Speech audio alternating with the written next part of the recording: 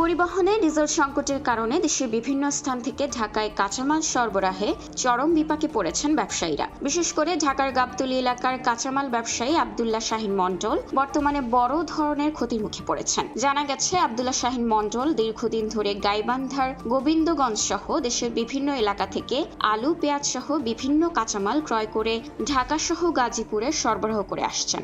তবে সাম্প্রতিক ডিজেল সংকটের কারণে তার ব্যবসা কার্যক্রম প্রায় স্থবির হয়ে পড়েছে। তিনি জানান, ইরান যুদ্ধের অজুহাতে পাম্প মালিকরা ডিজেল সরবরাহ করছে না, ফলে আমার 3টি পিকআপ গত কয়েকদিন ধরে বন্ধ রয়েছে। মালামাল পরিবহন করতে না পারায় গোডাউনে থাকা আলু, পেঁয়াজ নষ্ট হয়ে যাচ্ছে। এই অবস্থায় প্রতিদিনই লোকসানের মুখে পড়ছেন এই ব্যবসায়ী।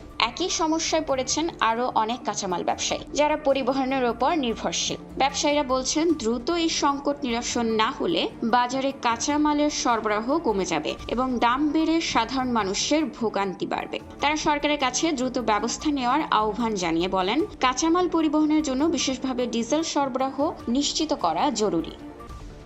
খোলা কাগজ, ঢাকা।